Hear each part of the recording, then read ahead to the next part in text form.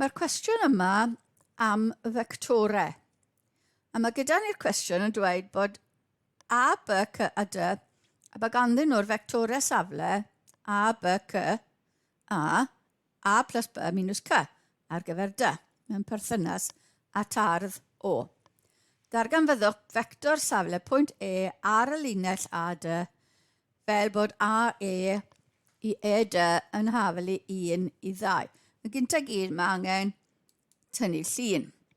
So dyna beth sydd gyda ni.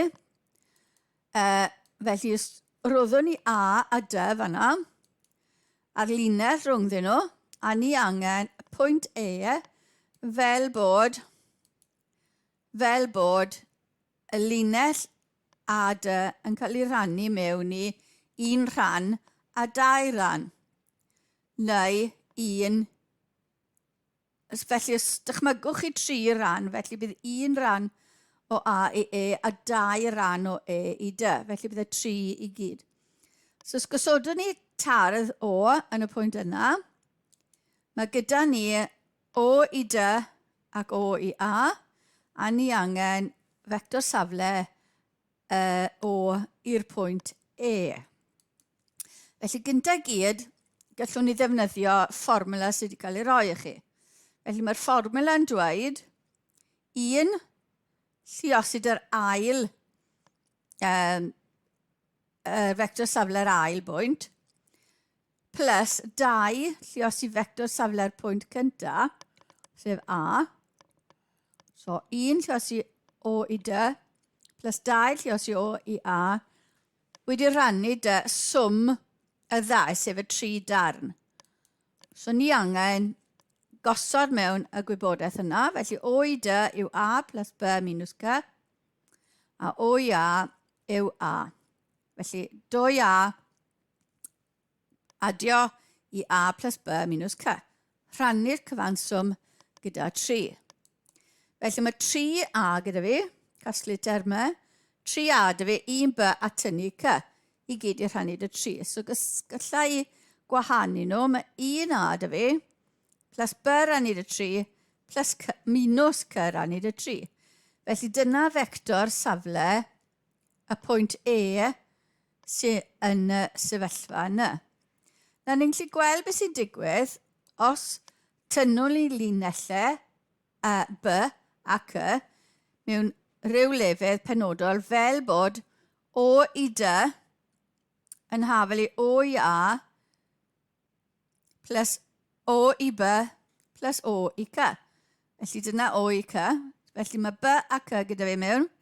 Felly o i dy yw o i a plus o i b neu'r b lan fan hyn plus neu minus c. So dyna a i dy, a ni angen unwaith lan a treian gwerth b minus treian gwerth c. Felly os dychmygwch chi o i a plus treian b, a mae c yn mynd yn y cyfeiriad yna, felly mae minus c yn mynd yn y cyfeiriad yna. Felly dod nôl i'r cyfeiriad yna a ni'n diweddu lan yn E. So dyna lun o beth sydd wedi digwydd. Mi ddangos i chi nawr sut mae'r fformula wnaethon ni ddefnyddio ar y dechrau yn cael ei ddefnyddio. Felly, os dychmygwch chi pwynt O, a b, unrhyw bwyntiau a b, a mae'r linell yn cael ei torri mewn i cyfrannedd o lambda i miw. Felly, ni angen o i p. Felly, o i p yw o i a plus a i p. Felly, o i a plus a i p.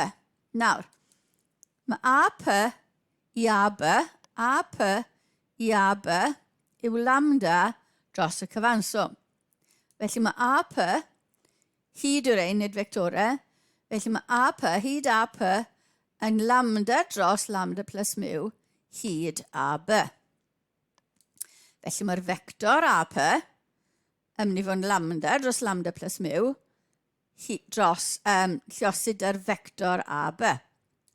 A os ych chi'n cofio, fector a i b yw minus y fector a plus y vector b. Minus o A i B, ni'n dod nôl i O a mynd lan i'r pwynt B. Felly mae minus A plus B dy fi ar gyfer AB. Felly mae gyda fi nawr, lle osod rhain nôl yn y vector OP. Felly OP yw A, sef OA, plus lambda dros lambda plus mu, minus A plus B. Felly, fel wnaethon ni weithio mas.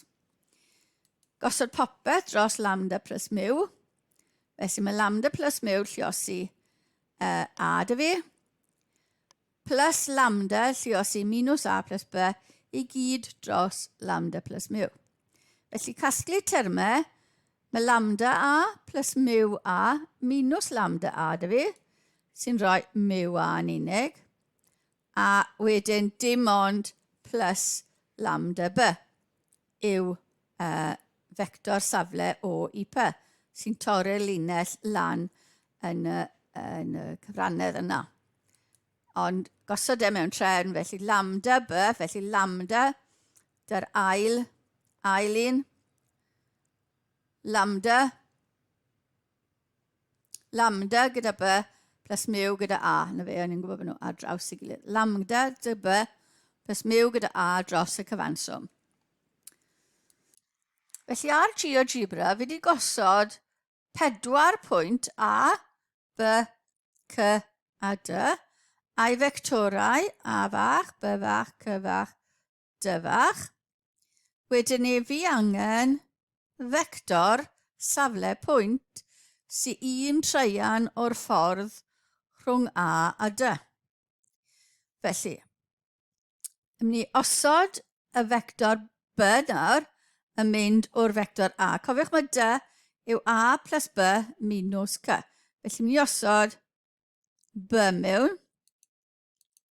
Yna fanna, felly dyna'r vector B yn mynd o A. Felly A plus B, a felly fi angen minus C. Felly dyna minus C, felly mae C yn mynd o i C. Felly mae minus C yn mynd i fynd o'r pwynt D wedyn ni, neu o'r pwynt yma i y pwynt yma.